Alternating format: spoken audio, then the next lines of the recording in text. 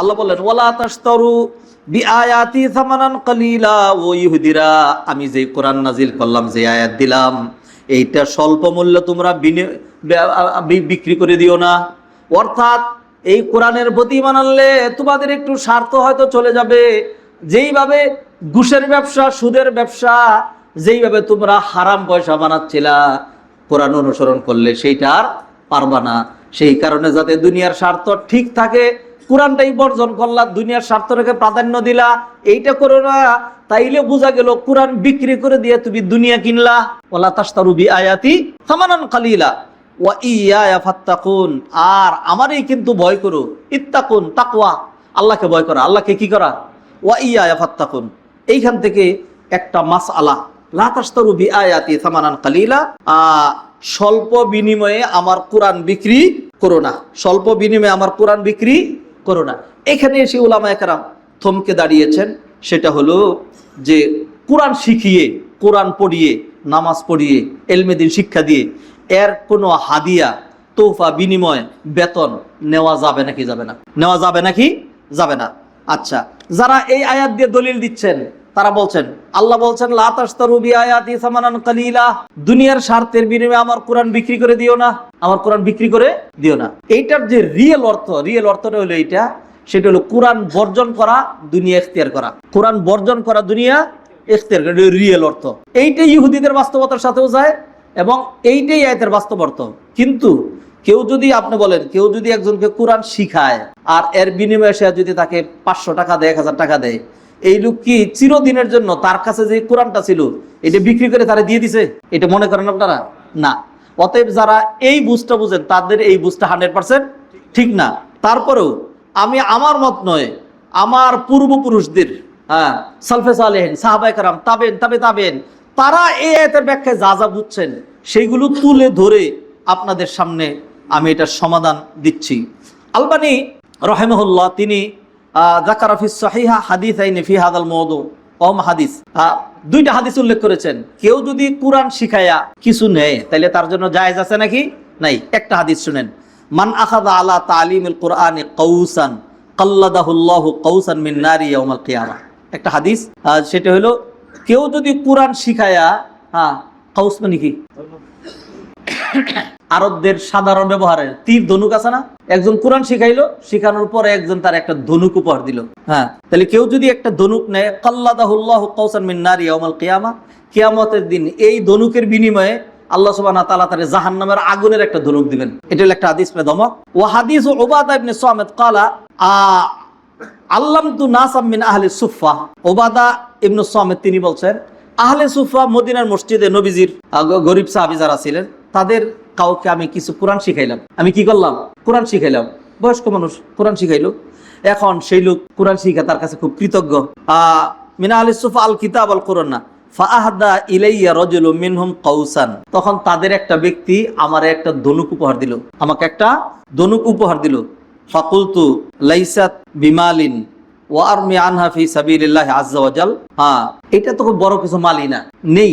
এটা দিয়ে আমি কি করব? আল্লাহর রাস্তায় তীর মারবো, আল্লাহর রাস্তায় তীর মারবো। আচ্ছা, তাইলে একটা কাজ করি, লা আতিয়ান্না রাসূলুল্লাহ, আমি নবীজির কাছে আগে যাই। ফালা আসআলান্নাহু, তাকে জিজ্ঞেস করি। আমি তার কাছে আসলাম, আইসা বললাম আমি একজনকে কোরআন শিখাইছিলাম, সে আমারে একটা ধনুক দিছে, আমি এটা নিচ্ছি এই জন্য যে আল্লাহর রাস্তায় এটা দিয়ে কি করবো? যুদ্ধ করব।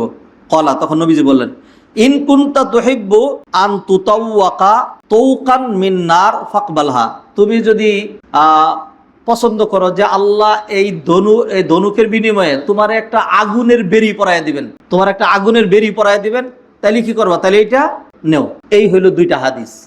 এই হাদিসের কারণে অনেকে বলছেন যে কোরআন শিখায় কোনো কিছু নেওয়া যাবে না। এইবার আলোচনা করব যে এই হাদিসগুলো নিয়ে যে কিলো কাল আছে, মানে বিভিন্ন রকম মন্তব্য আছে। আর এর উল্টা বুখারী মুসলিমের সহিহ সহিহ হাদিস আছে যেখানে কোরআন শিখায়া সেইখানে বিনিময় দেওয়া, বিনিময় দিলে নেওয়া জায়েজ আছে সেগুলো। আচ্ছা, এখানে ওয়াযাকারা হাদিস শাওয়াহিদ লিহাযাল মানা ইয়াদুদু বাদুহা বাদান ফাযাহাবাত তায়ফাতু মিনাল উলামা। এই দুইটা হাদিসের কারণে একদল আলেম বলেছেন ইলা মানহি মুতলাকান ওয়া কাসরি হাদিসিল ইবাহা আলা রুকিয়া। তারা বলছেন যে না, কোন অবস্থাতেই কোরআন শিখায়া, কোরআন পড়ে কোনো রকম বিনিময় নেওয়া যাবে না। আর তারা বলছেন তাহলে অন্য হাদিসে যেটা বৈধ বলা হয়েছে, তারা বলছেন সেটা হলো এবাহা আলা রুকিয়া, সেটা হলো চিকিৎসা করে যদি নেয় তাহলে কি আছে, জায়েজ আছে, চিকিৎসা ছাড়া কি নাই, জায়েজ নাই। এইটাই হলো বেশ কিছু আলেমুল আমাদের মাযহাব।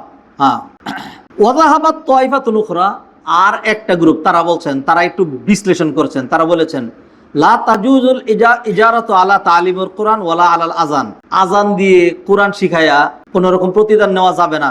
ওয়ালা ইয়াকাউ যালিকা ইল্লা কুরবাতুন লিফাইলিহি, এই কাজগুলো যে করে এটা তো তার একটা ইবাদত, এটা হলো তার ইবাদত। ওয়ালাকিন ইয়াজুজু আকযু রিজকিন মিন বাইতিল মাল, যারা এই কাজ করে, আযান দেয়, হেফজখানায় পড়ায়, মাদ্রাসায় পড়ায়, তারা বাইতুল মাল থেকে রিজিক নিবে, তার ফ্যামিলি চলার জন্য, তার খাওয়ার জন্য এটা নিবে, এটা কি আছে, জায়েজ আছে। বাইতুল মাল কই, বাইতুল মাল নাই।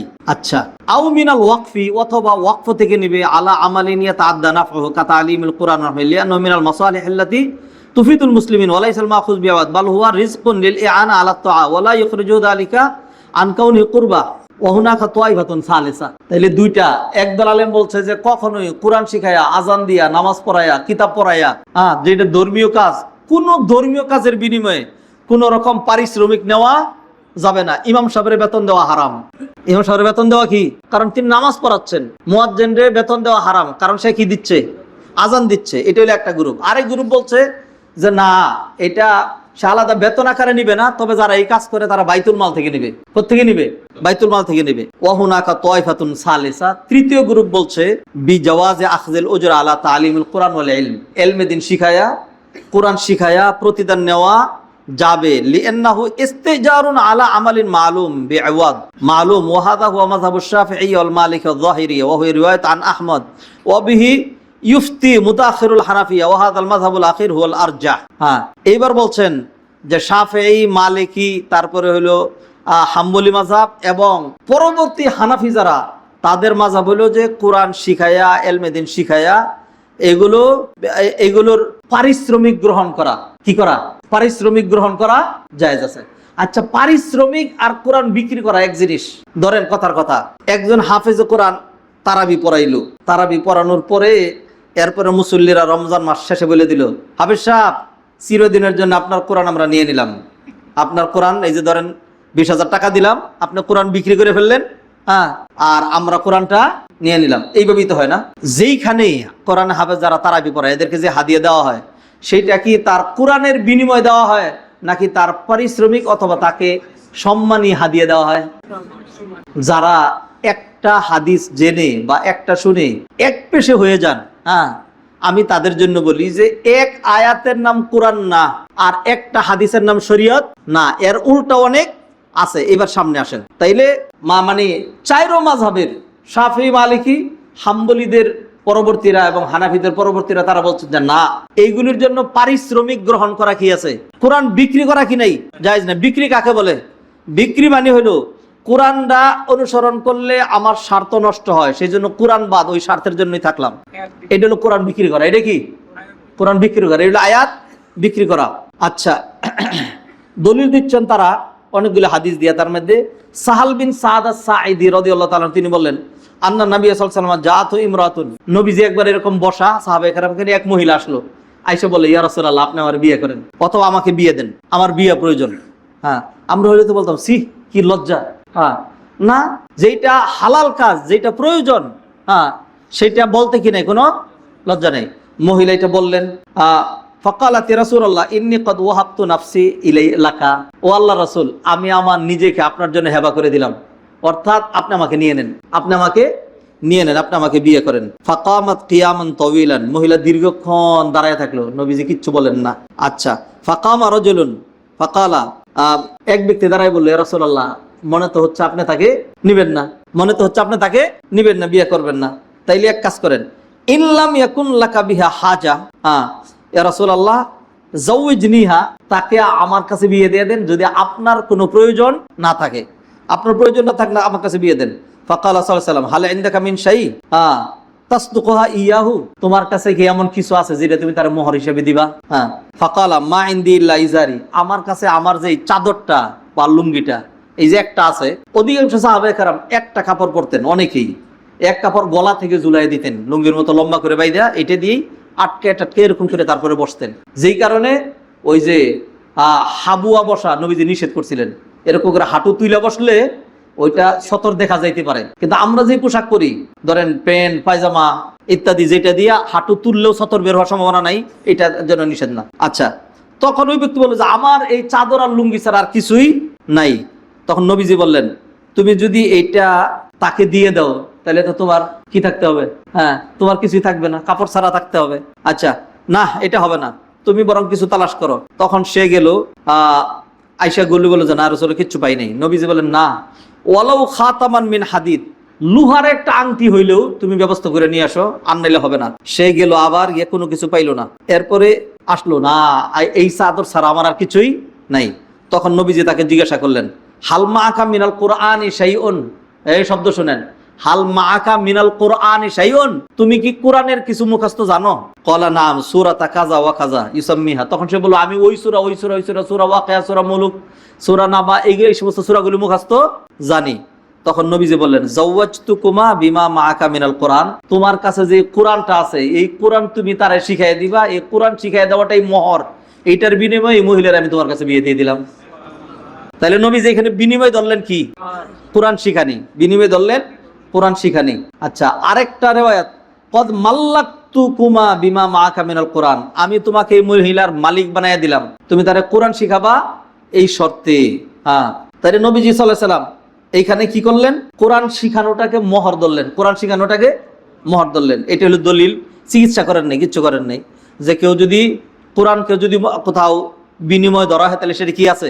জায়েজ আছে। আচ্ছা, ওয়াদুল্লাহ আইদান মা রাওয়াহুল বুখারী আন ইবনে আব্বাস, আব্দুল বিন আব্বাস থেকে বর্ণিত আরেকটা হাদিস আছে, আন্না নাফারা মিন আসহাবি রাসূলিল্লাহ, নবীজি সাল্লাল্লাহু আলাইহি ওয়াসাল্লাম কয়েকজন সাহাবী একটা এলাকায় গেল, গিয়া যাওয়ার পরে ওইখানের গোত্রপতিকে বিষাক্ত সর্প দংশন করছে। একটা মেয়ে এসে বললো, তোমাদের মধ্যে হালমিন কুমিন রাকিন, কোনো জারফুকদারকারী কেউ আছে কিনা, সাপের বিষ নামাইতে পারে? তখন এক সাহাবী গেল, সে গিয়ে সূরা ফাতিহা পড়ে মুখে লাল লাগাই দিল। তারপর আল্লাহ সুবহানাহু ওয়া তাআলা কি করলেন? তার বিষ নামাই দিলেন, তার বিষ নামাই দিলেন। তখন তারা তার 30টা বকরি দিল। কয়টা? 30টা বকরি দিল। এরপরে তাদের মাঝখানে একতলাপ হইল যে সর্বনাশ, কোরআন দিয়ে চিকিৎসা করা হয়েছে, এখন এটা কি জায়েজ হবে নাকি জায়েজ হবে না? তখন নবীজির কাছে গেল। নবীজি সাল্লাল্লাহু আলাইহি সাল্লাম সব হাল হাকিকত জেনে পরে বললেন যে তুমি কিভাবে জানলা যে এটা দিয়ে চিকিৎসা হয়? তখন নবীজি সাল্লাল্লাহু আলাইহি সাল্লাম, ঠিক আছে, 30টা বকরি তোমরা বন্টন করে নাও, আর হইলো আমার কাছ থেকেই তো শিখছো, আমার কাছ থেকেই তো শিখছো, অতএব তোমরা যে কেউজন আছো এই বন্টনের মধ্যে আমারও আর একটা ভাগ দিবা, এইভাবে বন্টন করো। তাইলে ওই যে কোরআন দিয়ে চিকিৎসা করে যে বকরি আনলো সেটার এক ভাগকে নিলেন নবীজি, না বাকি ভাগগুলো কারা নিল? সাহাবায়ে কেরাম।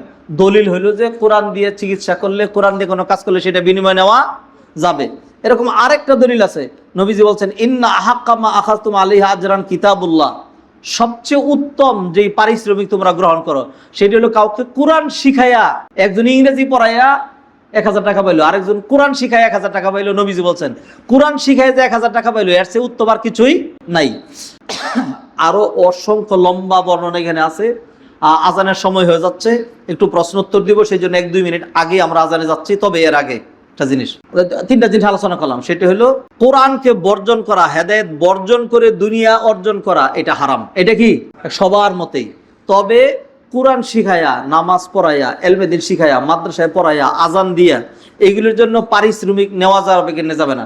সবচেয়ে উত্তম হলো কেউ যদি চায়া না নেয়, কেউ যদি চেয়ে নিল না, শর্ত করলো না আমার এত দিতে হবে এটা না, তাইলে তার জন্য এটা সবচেয়ে উত্তম। সবচেয়ে কি উত্তম? হ্যাঁ, কেউ যদি ধরেন একখানে চাকরি করলো, কত বেতন দিবেন সেই মতো করবে এখানে, হ্যাঁ, আর অন্য কোনো কাজ নেই, 5 ওয়াক্ত এখানেই তার থাকতে হবে, অন্য কাজে যেতেও পারছে না। ইমাম সাহেব নামাজের পরে যে জুতা সেলাই করতে বসবে, এটাও মানানসই না। রিক্সা চালাবে যে, এটাও খারাপ দেখা যায়। ফলে তার ইমামতি নিয়েই থাকতে হইলো, ঠিক না? এখন মাস শেষে আপনি তারে 2000 টাকা ধরাই দিলেন, এটা তার হবে না। তার জিজ্ঞাসা করলো যে কত টাকা বেতন দিবেন, তখন বললো যে না 15,000 টাকা দিন। আচ্ছা, পাল্লার 1000 টাকা বাড়াই দিয়েন, করলো, জায়েজ আছে। কি আছে? জায়েজ আছে।